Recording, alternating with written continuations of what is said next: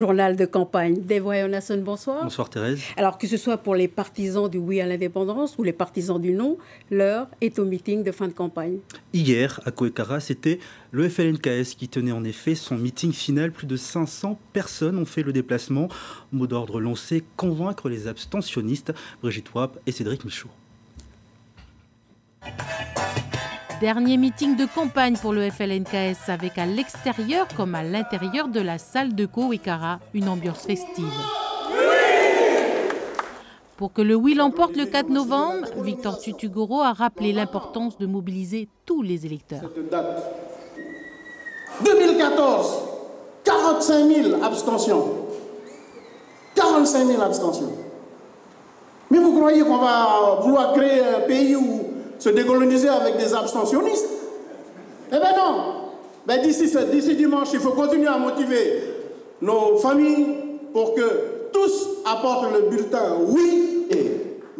Présents également des représentants des mouvements nationalistes corses et basques venus soutenir le FLNKS. Parmi les intervenants, Magui de Clercq, femme de Pierre de Clercq, ancien responsable de l'Union calédonienne, assassiné. La porte n'a jamais été fermée. C'est avec tout le monde qu'il faut faire le pays. Et là, c'est un peu dommage qu'il y a ce clivage où on n'arrive pas à dépasser ça, quoi. C'est ensemble qu'on doit construire ce pays, faire quelque chose de mieux, mais avec les valeurs aussi océaniennes. À travers cette campagne, c'est également l'unité retrouvée pour les partis composant le FLNKS et rejoint par le dernier né, la dynastie unitaire Sud. Tous les partis politiques qui se sont battus pendant des années, chacun dans leur camp, là ils sont tous ensemble parce que l'enjeu il est important et qu'il faut qu'on gagne le 4 novembre. Après les déclarations de Pierre Frogier de Calédonie Ensemble de vouloir supprimer les deux autres référendums prévus par l'accord de Nouméa, Rokwamitan a tenu à réagir. Il n'est absolument pas question de supprimer ça. Nous allons nous y opposer.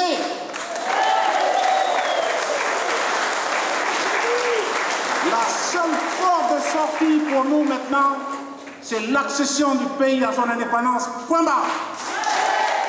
Selon le dernier sondage Harris pour la première, 25% des jeunes interrogés sont indécis. Le vote de la jeunesse va donc être décisif, mais sera-t-elle assez mobilisée pour se déplacer en nombre? Rien n'est moins sûr.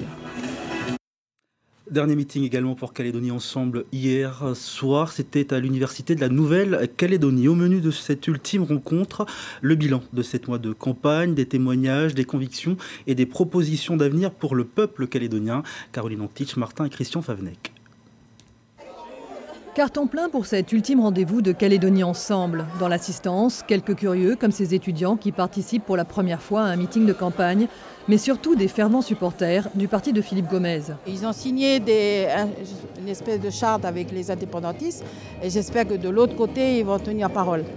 Et c'est ce que je vais essayer de soutenir Calédonie Ensemble pour cela. Face au public, les ténors du parti, Philippe Michel, dressent le bilan d'une campagne hors norme. Annie Roiset et Nicolas Metzdorf évoquent leur chance et leur bonheur d'avoir grandi dans une Calédonie en paix. Grâce à ceux qui ont fait les accords, Annie et moi avons eu une vie parfaite. Vous ne pouvez pas savoir comme ça a été magique de vivre ces 30 ans-là. Et on ne laissera personne nous voler le droit de continuer à vivre en paix et ensemble. Gérard Poadja et Philippe Gomez affirment leur fierté d'appartenir au peuple calédonien. Nous sommes un peuple d'origine différente, bien sûr, de racines culturelles différentes. Pour autant, les hasards de l'histoire, du monde, nous ont conduits à nous retrouver ensemble, peuple autochtone et peuple d'ailleurs, sur cet archipel. Et ensemble, nous avons construit un pays. Un pays en devenir qui, pour Calédonie Ensemble, doit rester dans le giron de la République. Pour cela, il faut impérativement dialoguer avec les indépendantistes, quel que soit le rapport de force à l'issue du référendum. L'arithmétique électorale dans un pays comme le nôtre, ce n'est pas une solution politique. C'est un fait politique parmi d'autres. Et donc il faudra ensuite renouer les fils du dialogue avec une minorité qui sera probablement meurtrie par rapport aux convictions qu'elle a et qui n'auront pas eu gain de cause le 4 novembre, pour continuer à tisser un vivre ensemble, à tisser la natte du vivre ensemble qu'on a engagé depuis 30 années et qui n'est pas terminée. Objectif, trouver un consensus pour éviter un deuxième, puis un troisième référendum. N'oubliez pas, le 4 novembre, c'est...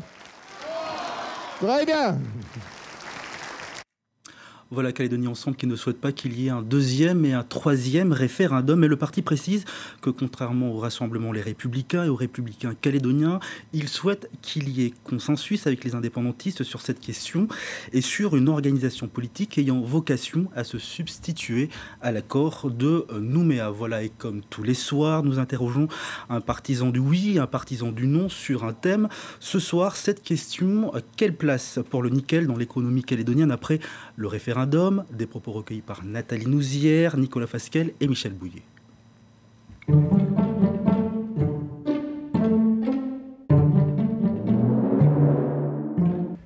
Alors, le nickel est le pivot de l'économie calédonienne. Ça doit rester un élément important et il faut continuer à accompagner nos usines pour qu'elles puissent continuer à faire travailler les milliers de Calédoniens qu'elles font travailler. Simplement, il va falloir qu'on travaille sur la diversification de notre économie avec des vrais leviers qu'on a, des vrais potentiels qu'on a en Nouvelle-Calédonie, avec la question de l'économie de la mer, avec la question des énergies renouvelables. On a un gros travail à mener sur le tourisme. Quel tourisme en Nouvelle-Calédonie? Est-ce qu'on veut un tourisme de niche, un tourisme particulier? Et donc, tout ça, à mon sens, c'est la nouvelle page qui va s'ouvrir en 2018, qui va permettre d'ouvrir toutes ces pistes-là. Nous préconisons le modèle économique éprouvé et pratiqué depuis plusieurs années maintenant par l'opérateur minier de la province Nord. C'est pour nous l'unique modèle de valorisation qui vise à rapatrier vers l'actionnaire public le produit de la rente nickel, permettant ainsi la diversification de notre économie. Dans ce même ordre d'idées, nous affirmons que le pays doit, avec la STCPI, monter au capital de la SLN, puisque celle-ci détient plus de 50% du domaine minier concédé. Pour nous, cette ressource doit principalement profiter au développement et contribuer à la prise en charge de nouveaux besoins, notamment les compétences à transférer.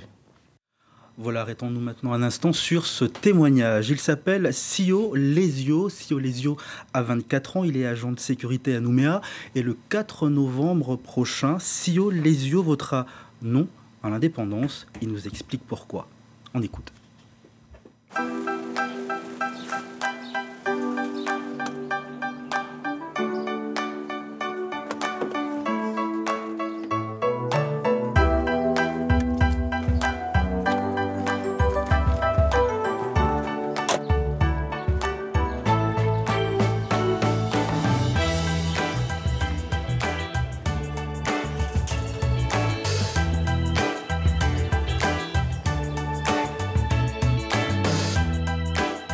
Si on va avoir l'indépendance, ça va refaire comme Vanuatu, tout ça.